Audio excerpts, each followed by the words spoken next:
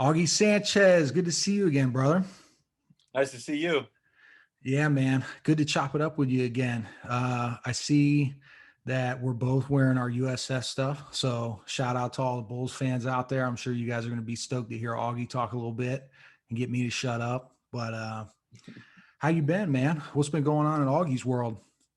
Man, not too much. Just trying to kind of figure out life, kind of figure out my next step, kind of see what I want to do. I feel like I'm still young and got some time, but I also kind of got to figure out what I want to do in life.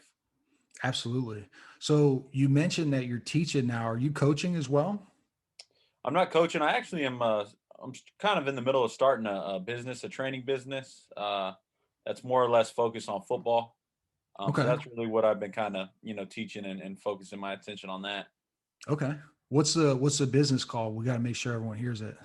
It's called Bullshark Training. Me and Oh. my girlfriend played soccer at USF. I obviously played football there.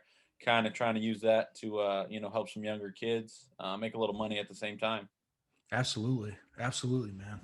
Very cool. I'm sure you guys will be pulling in some numbers pretty quick here because I know now that you mentioned it, I think I saw a post on Facebook and you guys have a Facebook group. So if you're a Yeah, fan of Augie Sanchez and you got a kid in the St. Pete, you guys doing anything in Tampa as well? and I'm open pretty much in the Tampa Bay area. I got a kid from East Lake. I'm training, so Okay, cool. So anyone in the Tampa Bay area, make sure.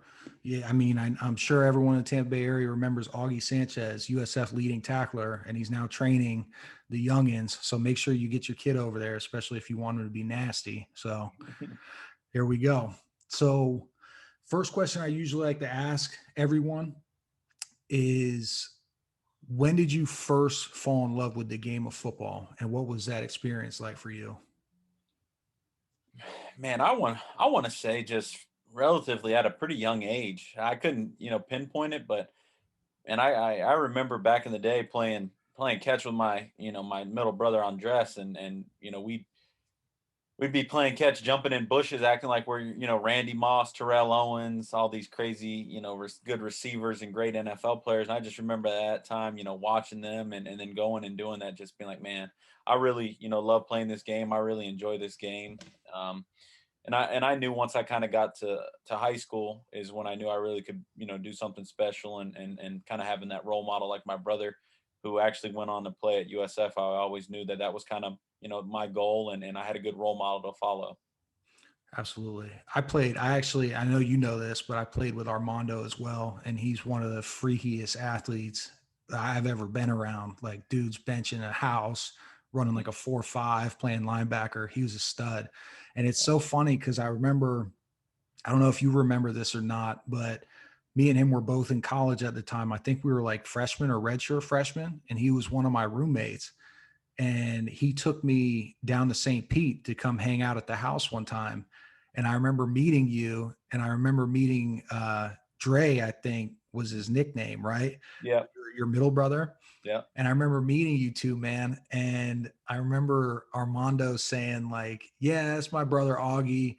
He's a goof, man, but he's going to be a stud. He's like, dude, I'm telling you right now, the kid hoops. He plays football. Like, at the time, you were kind of, you weren't like the biggest kid around, but he was like saying, like, you were going to be a stud. And then lo and behold, you end up being one of the best linebackers that's ever come through USF. So, just wanted to right. mention your brother gave you props. He might have tried to beat you up a lot back then, but I was gonna say I never heard that from him, but uh, yeah, no doubt. So as far as football goes, what do you feel like was your favorite aspect of the sport? man, Or what that's did what tough. did you get out of it personally? I honestly got a lot. I'm a naturally just competitive guy, so I feel like that's always hard to go against. Of just going out there and going up against a guy and just being better than him. That's something I mean I'm still to this day so competitive. Me and you go outside right now and we go play basketball. I still want to win. We go we go play cards. We go shoot dice. We go do anything. I want to win. So I think that's one thing football kind of gave me that I think it's hard to look back and be like, yeah, that wasn't big. No, that was one of the biggest reasons why. I played football and loved football, but I think really towards the end, when I got into college, actually not towards the end, but when I got into college, one of my favorite things was it turned into like a chess match almost. And I love the X's and O's. I love the can I out prepare this person? And most of the time I out prepared pretty much everyone, we played. Out prepared my teammates, out prepared, people who wanted my position. I love that aspect of it because I knew that no matter what, there would be guys that would be stronger than me, faster than me, have a lot more upside. But I didn't think anyone could out prepare me or would out prepare me or wanted to to take that much time. So I definitely think that that's one thing that I enjoyed was just kind of the X's and O's, the film, and just the preparation behind playing football. What did that preparation look like for you while you were at USF? Because I remember some guys during my time would get some extra film in. What was your recipe for success? Well, you know, kind of getting into the whole aspect of it or the whole picture of it. I think it goes all the way to the preparation side of it as being a leader. That's kind of was one of the first things. That was one of the things that probably helped me the most is I held guys accountable, and I knew what success looked like, and I knew what winning football games looked like, and I think I was one of the best players on our team at that time to hold people to that standard and let them understand what we were trying to get accomplished and what we wanted to do. So I think that's kind of one on the terms of kind of the preparation side of it, and then it was a ton of film watching. And another thing that I think most football players don't kind of understand when it goes into preparation is how well do you know your own stuff? How well do you know? Mm. For me, how well did I know the defense? Could I make the checks? Could I make the calls? Did I know why we were doing something? And I think that's where I really excelled at is I knew why we were doing something. I knew what offenses would run towards our defensive schemes and our philosophies and why we were heating it up and why we weren't blitzing on certain downs. And I thought I really understood that. And I thought, as a player, if I could be a coach, if I could really help the other guys, then I felt like I was the most prepared. And again, that came with a lot of film study, a lot of book study, a lot of leadership. Hey, listen, you don't know the plays. You got to get in the film room. Hey, come see me. Come talk to me. And that's something that I really cherish. That's something about football that I still do kind of miss because there was this sense of of pride and just knowing that you were going to go kick somebody's ass, but you were also going to be just overly prepared and you could help someone kind of along the way. Yeah, I bet there's no more beautiful feeling than checking into a certain coverage or a certain blitz or a certain scheme and then seeing it work live and then making a big play on a third down or something like that. I bet that's got to be top notch because as a tight end, they pretty much tell us to shut our mouths. Right. And I think you're right. That there's nothing better than that. And I just remember coming on the sideline and the coach being like, "Man, you weren't supposed to do that." I was like, "Nah, I just knew like off of that, like I knew that was going to be it." He's like, "Yeah, but you got to be careful." I said, "Yeah, well, I made the play." So there was no better feeling. It was the best, but there was always just kind of like, "Hey, you got to be careful." But it's like I knew what was going to happen. And that made me a lot of plays. You ever call one and get smoked on it? Man, yeah. I didn't personally. I didn't get smoked. I checked to a cover two, and I got our nickel in trouble because he didn't get the call and he blitzes.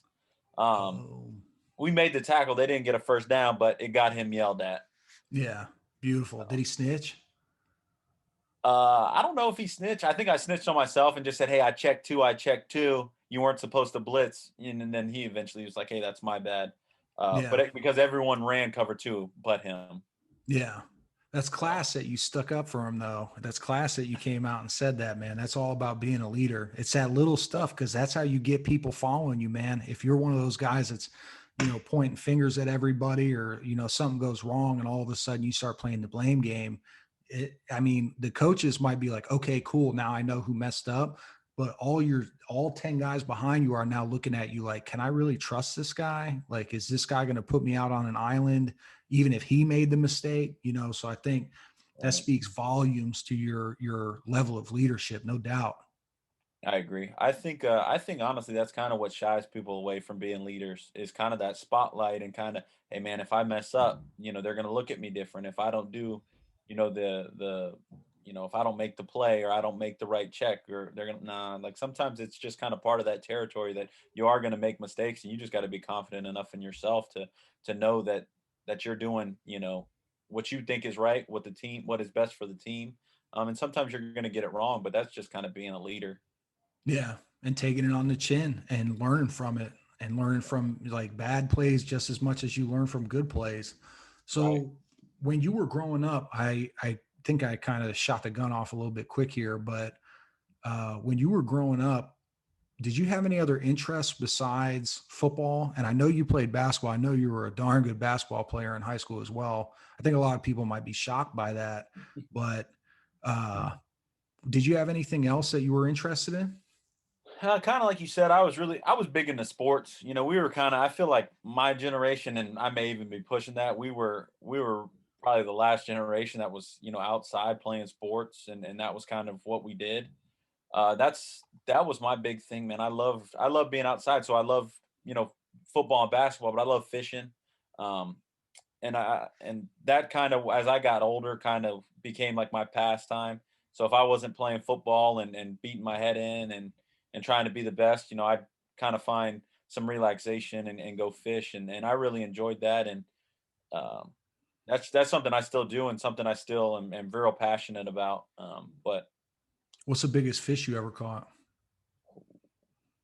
I mean, I've caught a tarpon, so Ooh, that's I just like kind of not that. at all. So Yeah, that's pretty cool. Nice yeah. game fish there. Did you feel like you accomplished everything that you wanted to with your playing career? Um, this is tough because we never won a conference championship at USF, and that was the goal. So we came up short, and that was, my junior year. I thought we were primed and ready to win it, and we didn't. My senior year, I thought it was a shoe in, and that's kind of when UCF kind of took over. We still didn't win it. So that's kind of one thing that always bugs me. That's one thing that, this year I kind of got let go by USF, but that's one thing that upset me is when that time comes, I won't be a part of staff, but I mean, hopefully within maybe the next coaching change or something, I could find my way back there. So I don't want to say never. Uh, but that's one thing that bugged me, and the NFL thing. I wish I could have got my shot because I really do think at the at the peak of my performance when I was playing well. Again, I wasn't the fastest guy. I wasn't, that freakish athlete, kind of like how Armando was. I was just really good at football and I understood football. I really thought I could play on Sundays. Thought I could make a lot of plays on Sundays. And I'm not saying I would have been Ray Lewis or anything, but I think I would have been a viable option. But I don't hang my hat too much on that. I wish I would have got the shot. Um, but such is life. I don't sit there and kind of I don't hold my hat on it, and I don't wish I would have kept trying to play Canadian League and stuff like that. I do wish I would have had more of a shot for the league, but I think my biggest regret is not accomplishing that conference championship. Did you get into a training camp or anything like that? I went to the Giants rookie mini camp. I did well. The my agent said that the coaches said I did well, and I could play. And then after that, it kind of, I stayed in shape for a little bit, and then and nothing ever kind of resonated off of that. Right. So what was the eventual reason that you decided to walk away from pursuing playing the game? I always told myself, when I was young, that if if I didn't get the opportunity to play in the NFL, I wasn't going to keep chasing it. I saw one thing that was nice about having Armando as my brother is you kind of saw his friends still trying to play. Mm, They'd be 30 years old still trying to go be in the NFL, and they wasted a lot of life. I think people live in the past sometimes too much, and I didn't want to be that guy. Like I said, I wasn't going to go play, a little small ball somewhere and make no money and kind of set myself back. Um, so I kind of told myself when I was younger, that it was NFL or bust, and then when that time came, it was NFL or bust. yeah. Okay. So did you feel like you were at the top of your game physically, mentally when you made the decision to retire? Do you feel like at that point it was like still on the incline? Um, I think with time that you only are going to get better. Mentally, I was primed and ready to just learn and learn and learn and be good. Physically, again, when I went to pro day, I was probably the best I've ever looked, the strongest I ever been. And I felt like I was at the peak when it kind of went down. But I felt like I did still have a little bit left in me. I mean, from playing all the injuries and stuff, I had shoulder surgery and groin surgery, and I kind of feel it now. But at the time when I was, doing yoga and with my trainers and all that stuff, I really felt like I was primed and ready to go. But when I walked away, I didn't have any regrets. Do you still do any kind of, you mentioned yoga. Do you still do any kind of physical activity now? You know, not Hard to too put much. you on the spot. No, I no, mean, no. It's not, once in a while I'll go play basketball or something and pick it up, but I mean, I don't know if you're working out or not, but I think you could attest that after you're done playing a sport as like football, the last thing you want to do is go get in the weight room and bust your head and bust your tail like you did when you were at school, because that was a job. I mean, you're in there going as heavy as you can every single day, 6 in the morning. You got what am I looking for? The winter conditioning where you're up at 5, 6 in the morning. And you're like, man, why do I want to do that? Like, and that's kind of where I'm at in my life right now. I don't feel like doing that anymore because it wasn't like a decision. It was like, no, you had to. You signed that scholarship. You have to go do this. And I'm in that realm right now where I'm still kind of like, I've been out for a couple years now, and I'm still in that realm of just like, man, I'm still like upset about having to do that all the time. you still holding it against them? Yeah. And I don't want to go do no squats. I did a million in college.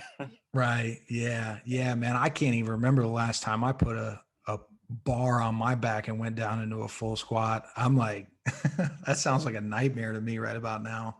The Same. most I ever do is, as weird as this may sound, coming from a guy that's had like three or four, lower extremity, like knee surgeries and leg surgeries and stuff like that.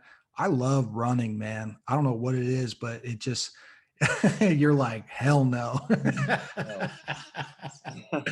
I like getting out on a good jog, man. And it just kind of helps me like throw some music on and kind of clear my head. But if that's not your thing, No, I can't I hate running. But I yeah. think I'm still just so caught up in like, man, I feel like I was just doing this where I had to do it. But I do know I got to get into it, and I got to get myself back, my mind tricked back into, it is what's best for you. Your health and all that stuff is something not to take for granted. I think this year so many people have seen that with just the COVID and stuff. Um, and I'm able to still, so I think I'm doing, myself a disservice by being lazy. Yeah. Well, I think taking that time off to kind of mentally repair, because you really just got done playing. Like, I mean, when was your last season? I graduated in 2018, so I mean, Right. 2 or 3 Yeah. years removed now. But Yeah. So you're still kind of in that buffer zone of like mentally trying to like repair and trying to take some time off your body. Like, I know you mentioned the pains and aches. Dude, when you hit 31, it don't change, man. yeah, It don't go away. I mean, I So do some push-ups now. My shoulder feels like it's about to fall off. So right. Yeah. It's always weird after you have surgery. Like, I feel like sometimes when you work out, like, especially me, when I start doing stuff, like all of a sudden, like my knees start swelling up. And it's like, I mean, I just walked up the stairs, guys. Like, right. so yeah, man, I totally feel you on that.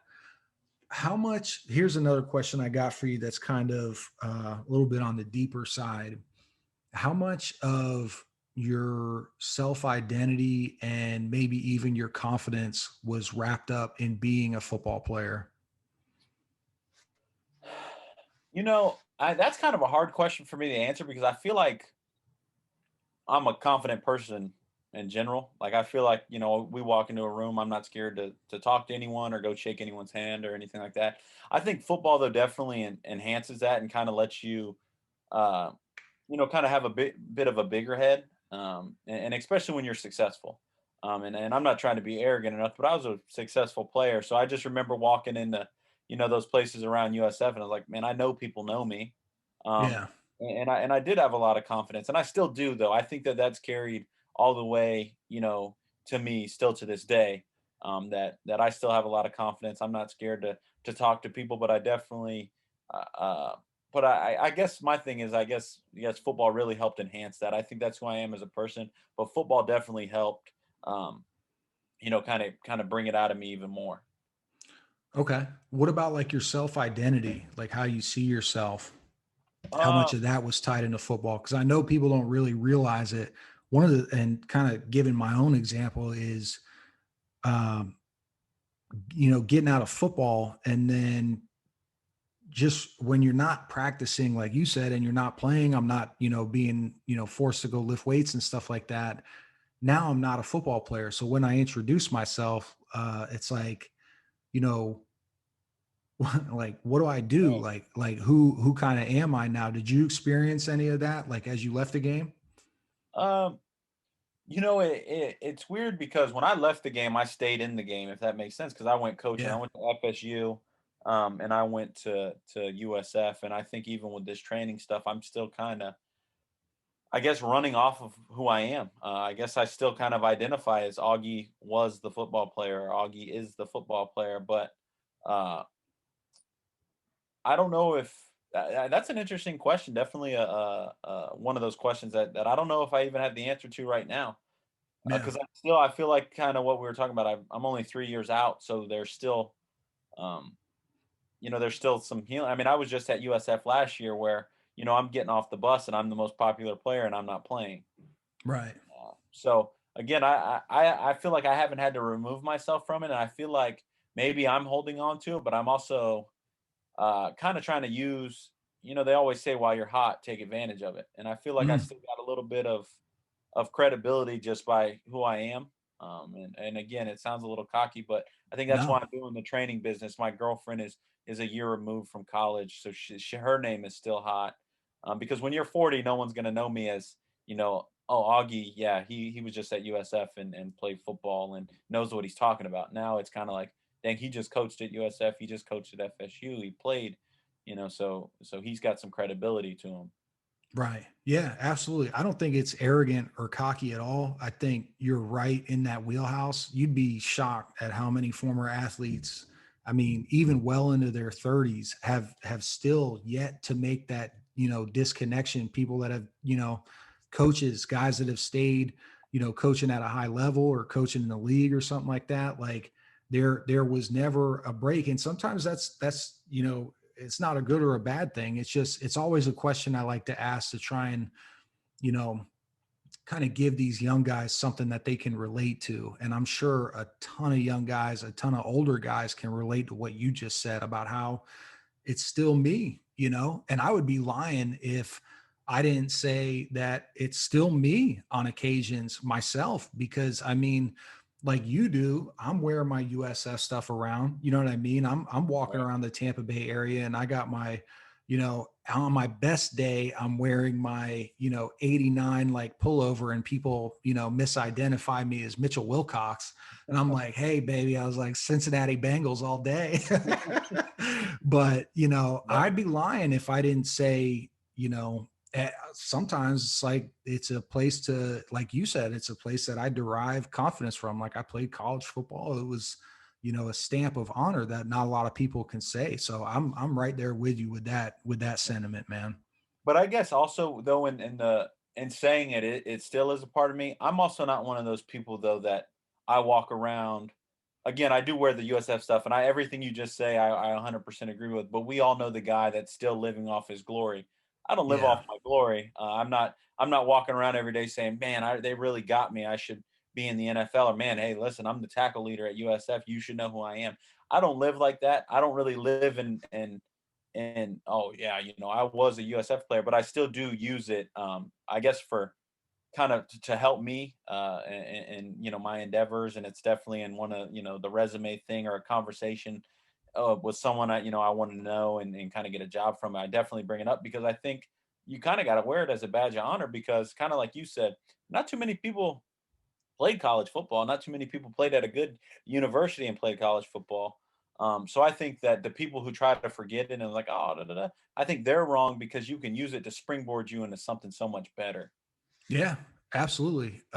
Having Sam on the podcast, Sam Barrington was just on the show and he was saying, he does a lot of work with alumni and stuff like that. What a lot of these young guys don't realize is once you played football at USF, you were a student athlete, even your girlfriend who played, soccer at USF. When you go in and you talk to these local business owners in the Tampa Bay area, you would be shocked. Hey, my name's Auggie Sanchez. Here's my resume. And then all of a sudden you get bumped to the front of the line because this guy is an avid USF fan. And he's like, I remember him, Mhm. and to that extent, you put all that time in, you might as well use it, man. You might as well Right, use that to your advantage because everyone uses, you know, other things to their advantage. So, hey, right. I agree I'm all for it, 100%. man. So did you, when you were playing football, do you feel like you ever developed like a plan for retirement? Was it something that you ever thought of, any kind of career you wanted to get into, or how was that looking for you? You know, uh, the reason I feel like football, giving up football was easy was because I knew when I was done playing, I was going to be a coach because I love the game, kind of like what I alluded to earlier. I love the game. I was going to be a college coach, and my goal was, man, I'm going to be the head coach at USF. I kind of got involved into the realm of college football and realized, man, this ain't the best thing for me. This is a lot of time consumed. This is, I'm missing, time with my family. I'm missing time on some things I find important in life. Uh, so that's kind of when that moment hit me of like, man, I don't know what I want to do. Once I kind of, again, if Coach Strong's still at USF, I'm still at USF. But once he got let go, I got let go. It was kind of like that was when I find that moment of like, man, what am I gonna do? Because from the time I graduated USF and I didn't get the NFL career, I knew I was gonna be a college coach. So now I'm still in that. I'm still trying to figure out what I want to do. I'm teaching now, and it's not a bad career. I don't know if I could see myself doing it for 30 years, but I may, and I know there's a ton of good benefits that come with it, and if you're looking to retire, and some teachings, and it's not a bad profession. But I don't know. This whole year's kind of been a little, upside down. Just kind of the COVID, kind of what we alluded to earlier, the COVID stuff and all that. I didn't get jobs I was applying for, so I'm still kind of in that what am I going to do phase of my life. Yeah, absolutely. I was same. It's crazy, man, because a lot of people have that same area right after football, right after the life. I feel like you though, you have, and it's kind of weird to say, and I don't obviously I think you're still trying to figure out like what direction you want to go. But I feel like a couple of phone calls and you'd probably be coaching at, a division 1 school like relatively quickly if you were interested in that. If that opportunity arose, would you still be interested in that? Um, if I could get a position job for sure, I know that that's harder. I would do a QC. The reason that got me, thinking about it was when I got let go at USF and I was a QC. Um, is well, what happened if I was married with kids? Like, am I going to up and move my whole family to Arkansas because that's where my next job is? Or what if I can't get a job because I didn't make the right connections? I can't lie to you and say that when I got let go from USF, I wasn't a bit hurt. I thought no matter what coach went through there, I was safe because what again, it's cocky, it's arrogant, and it's whatever. But it was because of what I did there. I was like, man, I'm untouchable. And I guess that was kind of a dose of reality. Be like, no, you're not untouchable. So I do got a little bit of bitterness in myself for the USF people that are there today, the coach that is there today. I don't have the greatest things to say about him, but um, I also know that things happen for a reason. I think there's a greater purpose out there for me, and who knows, if he starts and becomes super successful and he leaves, and there, like I said earlier, a new guy comes in, I could be right back in that position, at USF because that's a place I'm a real loyal guy, and that's a place I care about. I feel like a lot of people go to their school, forget about their school. I mean, I want USF to be as successful as they can be because USF, did so much for me. I'd love to be there. But if a college school came knocking, I would think about it. That was probably be my best answer. You know what's so crazy, man, is I tried. I never got to the level that you got as a QC, a quality control analyst, even on a Division I football team. I went back to my alma mater at Vanguard High School and, picked up coaching there with the aspirations to eventually get into the college level. And man, I remember some people are going to totally jive with what I'm about to say right now, but I remember going back to USF after, Skip Holtz had been let go. He was let go on my last day. So I'm like thinking, hey man, I played at USF. I've built, a pretty successful, what I thought was a successful high school, offense at the very least. And I'm going to walk into USF and I'm going to get a meeting with the OC, which I ended up doing. A guy named, I think he coached with you, Sterling Gilbert. Yeah. uh yeah, came in, got a meeting with him, sat down, we started talking some football, and I was like, oh man, I'm a shoe in. Like, I'm for sure going to get at least a GA job, at least a QC job. I got invited into the meeting rooms and stuff like that. I got like, I was honored by the treatment that I got, but I was expecting to put the stamp on it, and just magically walk into an offer. And I never heard back from anyone. And I was like, at the time I was like, okay, the road continues. You know what I mean? I was like you, and I was like, hey man, I'll wait, you know, maybe if there's another coaching change, I'll take another crack at it, and kind of got deeper and deeper. I ended up coaching for like 6 or 7 years. And then towards the end of that seventh year, I was like, I'm still not getting paid. I'm not making any kind of money. I feel like some of these talents that I associated with football are not, like, my tool bag is not being fully utilized. Like, I just felt at the time, I was like, man, like, I think I can do more than coaching, or not more than coaching, but I felt like I was like almost like terrified to let go of the game because it was so much time invested. Since the time I was 11 years old, I was like, this is who I am. This is everything to me. So at the time, I was like, I'm going to continue to pursue this. But then when the time came where I was like, I finally got, the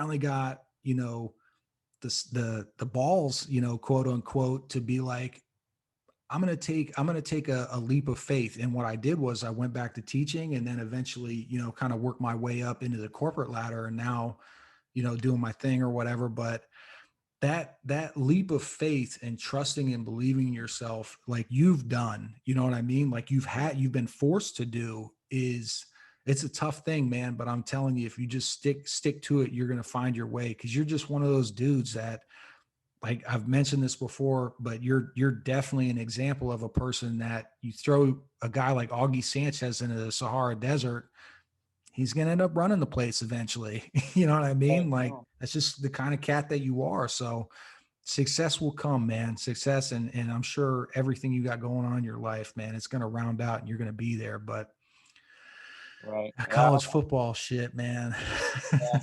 Yeah. I hope so, and I kind of feel the same way. I think again, I think everything does happen for a reason. I don't sit there and dwell on it too much, but to say things don't affect me or affect us or affect that you're supposed to be a macho man or stuff, I don't think that's fair to say either. Like I said, I wouldn't be I wouldn't say that when I got let go from USF, I wasn't upset and hurt, and I thought about calling every reporter I know and bashing the guy, but Yeah. cooler heads prevailed, and I knew that it was part of I had to take a different path. So I definitely see, exactly everything you're saying and kind of take that leap of faith. And I'm kind of trying to find that leap of faith right now. Yeah, absolutely. So where we at next? So who was the first person that you told when you decided that you were gonna stop pursuing football? What was that conversation like for you? Um, I it was when I came back from that Giants that mini camp. I came back and when you come back, that means you got cut. It means you didn't make it. And I just kind of looked at my family. It was, I can't remember exactly what it was, but everyone was together. And I just remember saying, I was like, yeah, that's it for me.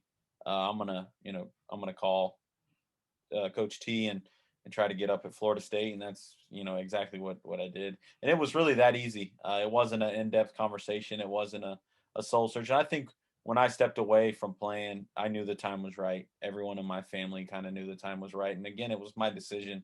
I didn't need anyone else to tell me that I was doing the right or wrong thing. I knew how my body felt. I knew all the stuff that kind of went into being a football player, and I knew that once I didn't make it to the destination I wanted to, I didn't have this crazy aspiration, to go get myself in debt, and hire the best trainer ever and stuff. I just kind of knew it was done. Yeah. So what do you mentioned that you're teaching and you got your own business now. What are you teaching nowadays? And what level are you at, high school, middle school? So I'm at middle school right now. I teach PE at USF. I got a master's when I was playing. I got a master's in PE. Um, Nice. so that kind of just gave me kind of a one up for a PE job, and I knew the guy that was hiring, so that made it easier. Like especially when you know the guy who and he has good things to say about you. Um, so that's kind of what I'm doing now, and I'm trying to use the whole you know trying to teach kids football. I think, and I think you could attest to this. There's so many kids now that'll go hire a strength guy and go hire a speed guy, but doesn't know how to play football. Mm. And I think that's kind of what I'm trying to get to in my training program is I want to teach kids football. I want to teach them why they're doing things, how to be better at them. This, I know this. You'll see the biggest, strongest, fastest guy be the absolute worst football player in the country. Yeah. And that's what these kids don't understand is you can be big, stiff, and bench 500 pounds, and you can run a 4.2, but if you can't run that route or you can't read that guard pull, you're not going to play football. Yeah. Uh, so that's kind of what my big training is on, and that's why I think I got a actual good idea for business because I do think that's something kids that I don't know a coach. I never had a coach that sat down and tried to talk X's and O's with me until I got to college. So Right. I think that's kind of where I'm, can make some hay and actually help a lot of people out, and that's where I kind of see my little uh, niche of a market when it comes to the training deal. With COVID and, with the masks and like the social distancing and all the madness that has been going on, did you ever get a chance to switch your training sessions to like virtual or anything like that? No, this is real. This is real new within like the last month. So Oh, okay. I haven't. I'm not like a full on. I got the whole business model and stuff planned out. I just got the vision right now, and I'm working on the vision. And you already But got customers. I got a couple customers, That's what's um, up. and that's what I'm hoping for. I'm hoping to kind of make that page, that Facebook page, that Instagram page, using Aubrey's thing is kind of a tutorial towards. Listen, this is what a good high school football player is. This is what a good college football player is because there is levels to it. You can train a kid that maybe never will play in high school, but then you might train a kid that may play on Saturday. You may train a kid that may play on Sunday. So I think there's levels to it, and I think that's just kind of where I'm kind of where my vision's at right now to kind of try to build it and figure it all out. Beautiful. I'm sure there's some USF alumni out there with training businesses that you can get in touch with. One guy that comes immediately to mind, and he's not really on the sports specific like you are, but he owns his own gym and he's super, super successful. Is a guy I played with. His name is Kevin Guidry. And if I could connect you guys, I think, man, he's got like 150 people in his Wow. gym, like members and stuff like that. So he knows that whole business in and out. So that's another one of those ways that USF network, man, you could really blossom this thing and really get the word out for sure. Right. Yeah. I don't even know the name. Yeah. And that's good. Because you played with Armando, I'm saying I never heard, Armando say anything or nothing about that. Yeah, I don't think Armando was still playing when Kevin got there. Kevin came, I think it was my junior year, and he was like a grad transfer from East Carolina with Skip. So he came in and he played tight end and everything as well. So we got to know each other pretty well. But he's a badass dude. He's got a great thing going on up in, I think it's Virginia Beach. But I'll send him your contact info, and likewise as we get off of this thing. But Awesome. that'd be a dope connect. Yeah, for Yeah. sure. So are you still in contact with any like teammates or former coaches? I know you mentioned that you know, bumped Taggart and he contacted you back pretty quickly. Are you still in contact with anyone? Uh, Man, I talked to some of my. That's one thing about college football that I think you could agree on. Man, high school football and stuff. I don't have a ton of people from high school I'm still friends with, but if just a few guys. But college really took that next step of these guys are really like my best friends. They'll be the guys, my wedding. They'll be, um, they'll just kind of be my brothers for life. And talk to them pretty much. I have a group message with roughly, I don't know, 5 or 6 of them, and we talk every day. So that's one thing that college football gives you that, other no other thing will really give you in life. I don't know if you find any truer friends because of the stuff you go through, the winter conditioning, kind of like what we were saying, the blood, sweat, and tears, the trials and triumphs. So I definitely still communicate with quite a few of them. And then coaches, I had a good relationship with all coaches, all pretty much all of my coaches. I still talk to Strong, I still talk to Taggart, still talk to Coach Allen, still talk to Coach BJ. All real good people. And I was fortunate enough to be in a situation where they were so open with me and kind of took me under their wing and were just good people. Coach Woody, all these guys I still reach out to and communicate with, and I wouldn't hesitate to pick up the phone and call not any one of them. I would do that in a heartbeat if I didn't word that right. But all still good people, all still people I try to reach out to as frequent as I can. Coach Strong, if you're listening, give my dog a job in Alabama. That'd be dope. Did you see he just went to Jacksonville? Oh, I did not. He went with Urban. Yeah, he got the linebacker job there. So, Wow. Okay. Would you ever consider coaching in the league? oh man, if I could get in the league, I'd be done. Yeah. That's the best. That's the best. I mean, that's the best job you can get. You got Yeah. time off. You make good money. I mean, Yeah. it's It's, I still imagine it's still a grind. yeah, I'm sure it is still a grind, but man, you got no recruiting, which in college takes up most of your time. You Mm. got, you don't have to deal with the kids going to class, and you got the power in the NFL. You can cut them. You don't like them. They don't do right. It's just how it is. And in college, you got to jump through hoops just to get a kid off the team. Yeah. Um, so, and again, you get like a 3 month vacation or whatever it is, 2 month vacation. So, Right. Yeah, absolutely. I feel you on that. Coach Strong. So did you my one of my last questions here, and we'll kind of wrap it up, but did you find yourself receiving or searching for any kind of support from USF in your transition away from football? Was that anything that you looked into? you know what it was, and honestly, that was one of the phases of it all that kind of disappointed me. Mm, Um, I did so much for that school. I did, if there was a booster event or there was a thing that needed a player there to talk at, man, it was me. Um, I went and got in front of all I just remember Taggart coming up to me one day and short story. We're at East Carolina. There's a booster, a pretty prominent guy, actually out of St. Pete. I forget his name. He goes, "You need to go shake his hand. That's a guy you need to know." I said, "All right, sounds good. I will." He goes, after the football stuff, that's the type of guy that can help you out. I go over, shake his hand. I shoot the crap with him for a little bit, and you know, and he obviously knew me more than I knew him. You're a football player. You're under the light. You're a good football player. They really want to know you. Like I could only imagine what like they want to know about like Quentin and stuff.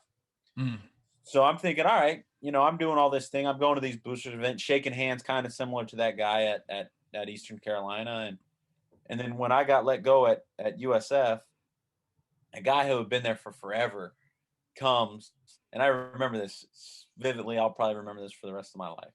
He goes, "Yeah, I'm sorry, it went down this way, blah, blah, blah." I said, "Man, you ain't got to apologize to me." I said, "My face is good. I'll be good here for the rest of my life." I told him that. As cocky as can be, I was mad. But I remember after that, I was like, you know what? I'm good. I know a bunch of people from USF. They'll help me get a job. Shoot, I may even still work in this building and fundraising. So I remember I get this nice long Facebook post out, and it has all this. I'm switching careers. I'm trying to figure it out. I want to reach out to my Facebook network, my USF network, blah blah blah. Man, I didn't get help from not one of them.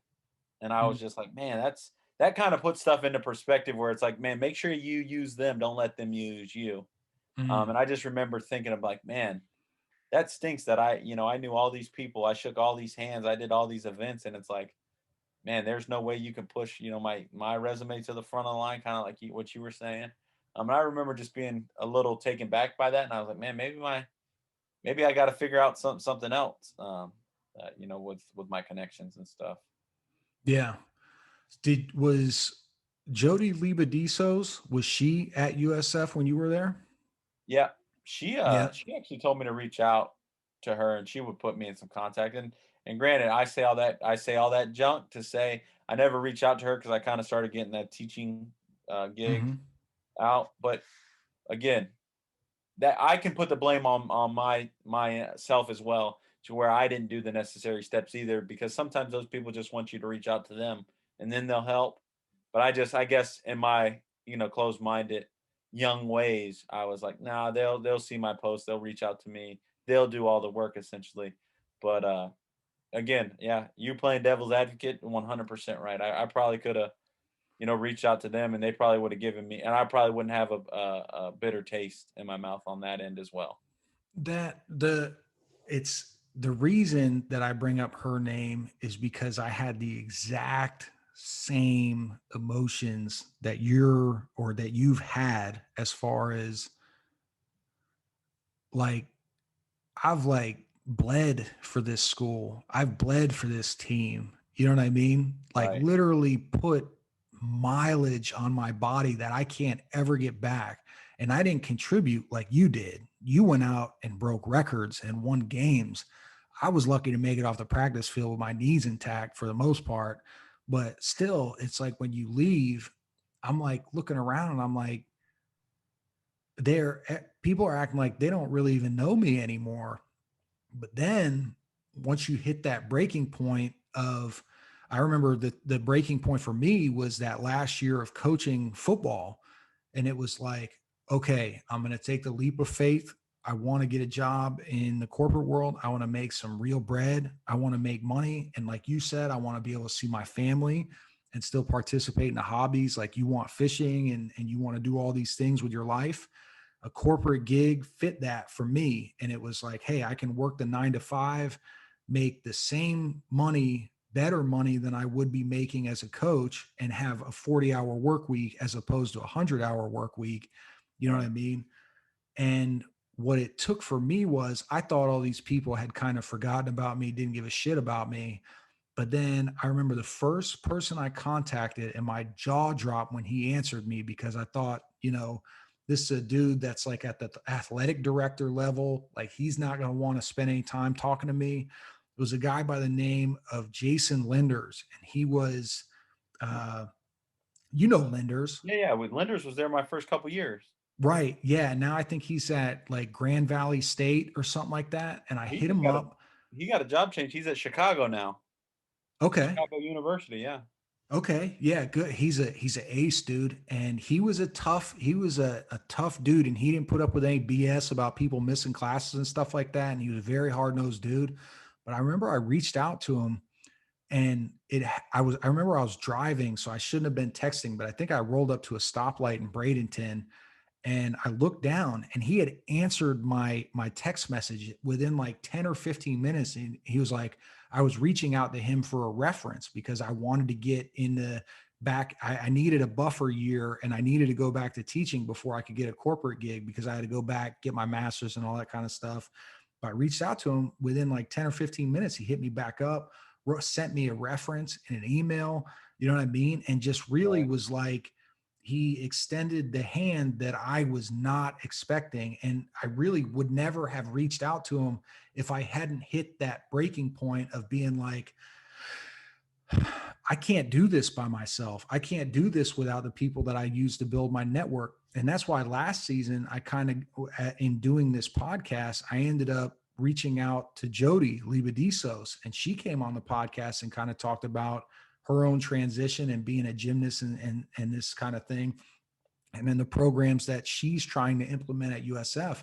And she was kind of, um, kind of down about some of the turnout and people not taking advantage of it and stuff like that. So that's why I brought that name up to you, was because I don't know if you had ever thought about that or about reaching out like that, but I thought, maybe again, just a possible network connection, and just you doing stuff like this. Like, I'm not paying you to come on the show. You know what I'm saying? Right. You did this out of the kindness of your heart. That's the kind of dude that you are. You're a champion. You're a winner. So it's like, you'd be shocked, bro. You'd be shocked at how many people want to do business with Augie Sanchez.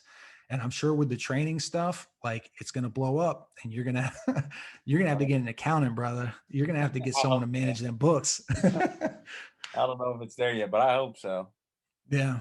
You Yeah, just no, keep doing your I thing. definitely agree with what you're saying. I think a lot of the time, I think one of and I guess shouldn't just say people. I guess I'll say, but people's biggest downfall is that they don't want to ask for help. And I do know that there is times where I'm headstrong to where I want to do it myself and I don't need help. But then there's also a piece of me where I kind of step back and look, and you're like, you know what, I do need help. I can't be that prideful of a person.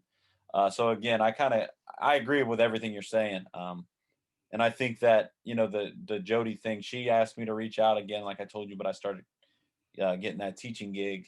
I do think that sometimes when I write that post and I say, "Hey, they didn't reach out to me," it's kind of a pride thing. Like, man, I deserve it. And I think that's what's wrong with so many facets in life right now is everyone thinks they deserve something and deserve handouts. And I kind of I kind of fell under that umbrella.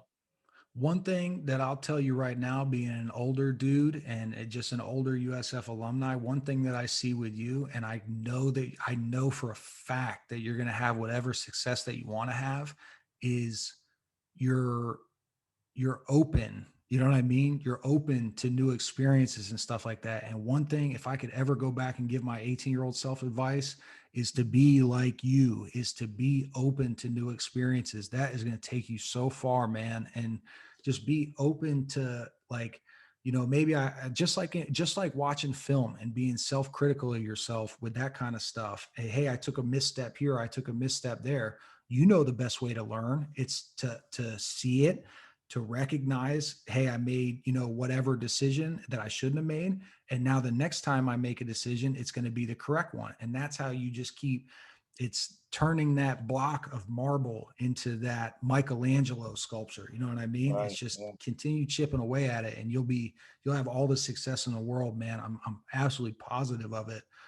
With that Right. being said, one of the questions that I like to kind of wrap this thing up with is, if you could go back and talk to 18-year-old Augie Sanchez, what kind of advice would you give him as far as, how your career played out, or post career, like into retirement? What advice would you give an 18-year-old kid right now that's in the same position as you?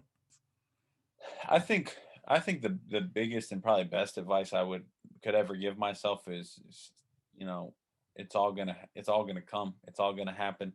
Um, and I say that in terms of don't stress about the stuff that I used to stress about. When I was 18 and I didn't get that college, that Florida Gator offer or the Power Five offer, or I thought I was this all world player, and I needed to I needed these big big time offers, not to stress about it because they didn't come, but everything worked out. I went on to do things that I could have only dreamt about. Don't stress. Don't stress. The small stuff, because a lot of the times in life, the small stuff really doesn't matter. I know. Mm. I know a lot of people. Take that term and they flip it around and say the little things do matter. A lot of times, little stuff doesn't matter. And I think a lot of people are products of they stress so much on that little stuff that they forgot that they were trying to get to the big picture. I would tell myself to kind of just, hey, get to the big picture. Don't be upset. I went to USF as a fullback. Who would have thought? Who would I have didn't thought know that that. by the time I ended at USF, I'd be one of the best linebackers to ever play there. I went in there as a two-star, one of the lowest rated recruits they've ever had. But I was hungry and I had a chip on my shoulder, and I wanted to be successful. So I tell my younger self to